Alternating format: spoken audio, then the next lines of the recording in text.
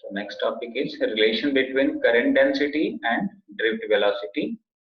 तो हम लोगों ने एक नया टॉपिक यहाँ पर अब सुनने जा रहे हैं, करंट डेंसिटी। अभी तक हम लोगों ने डेंसिटी सुन रखे थे, चार्ज डेंसिटी सुन रखे थे। चार्ज डेंसिटी के तीन तरह के types, linear, surface and volume charge density. अब यहाँ पर नया से एक डेंसिटी का टर्म हम बात कर रहे हैं, दैट इज करंट डेंसिटी। बहुत ही सिंपल, करंट डेंसिटी क्या है कि current flowing per unit area of the conductor, that is called current density. It is the amount of current flowing per unit area of the conductor. किसी particular conductor के particular area से कितनी current flow हो रही है, that is called current density, right? तो इसका current density का क्या symbol है, capital J, and it is a vector quantity and its direction is same as the direction of the flow of positive charge.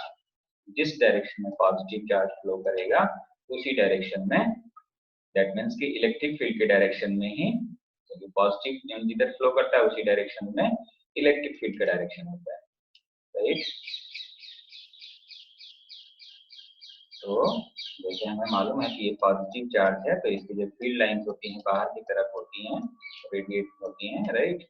तो इसीलिए हम electric field lines की उसी डायरेक्शन में रिप्रेजेंट करते हैं डायरेक्शन। तो जो करंट डेंसिटी है उसका भी डायरेक्शन सेम पॉजिटिव चार्ज की तरफ होती है।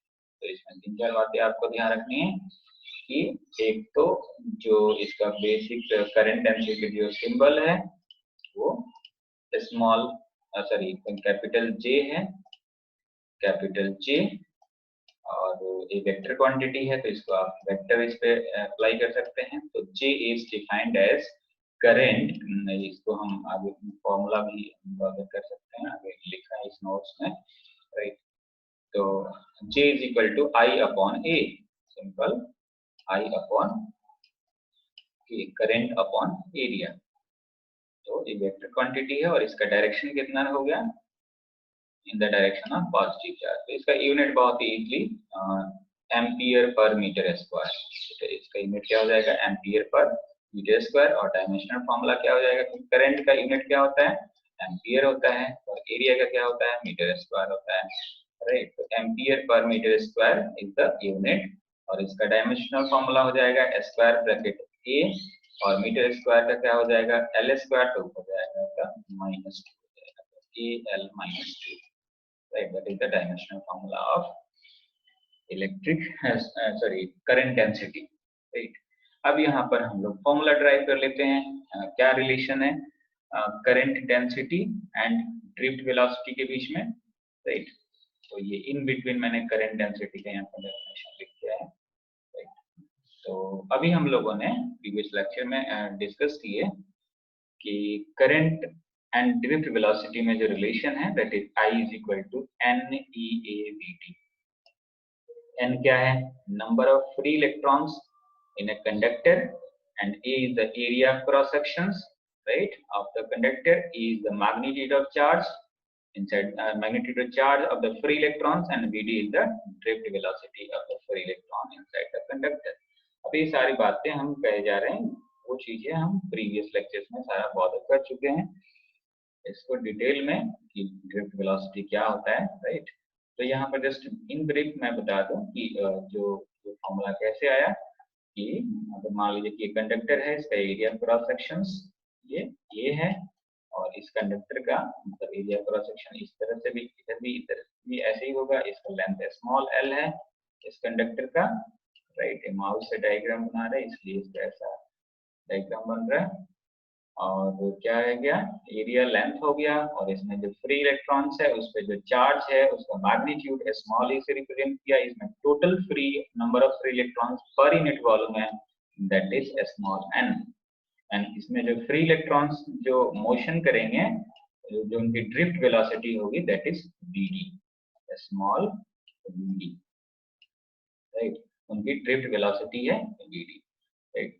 तो that is the formulation of current I is equal to NeAVT। तो आपको करंट मालूम है और करंट डेंसिटी कैलकुलेशन करना है, तो आपको फॉर्मूला भी करंट डेंसिटी का मालूम है, current upon area, simple.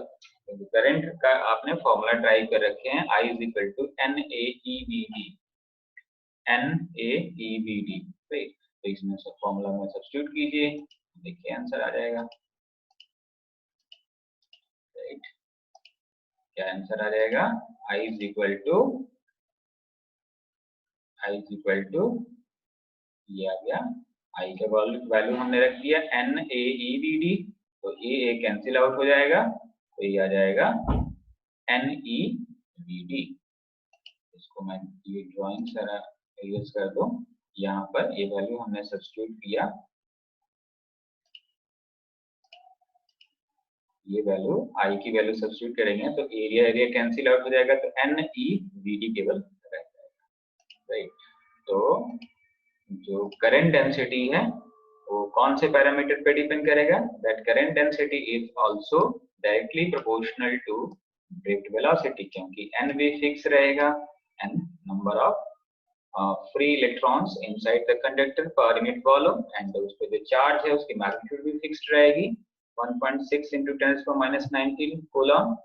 Right, but drift velocity उस एनर्जी के थ्रू चेंज होगा, तो ड्रिफ्ट वेलोसिटी चेंज होगा तो करंट डेंसिटी भी चेंज होगा। Right, so you can say that current density is directly proportional to Vd, because you can say that the current density is directly proportional to electric current. Right, तो unit और उसके dimensional formula को हमने border कर चुके हैं। So this is all about relation between current density and drift velocity. Right, तो ये आप कंप्लीट कर लेंगे।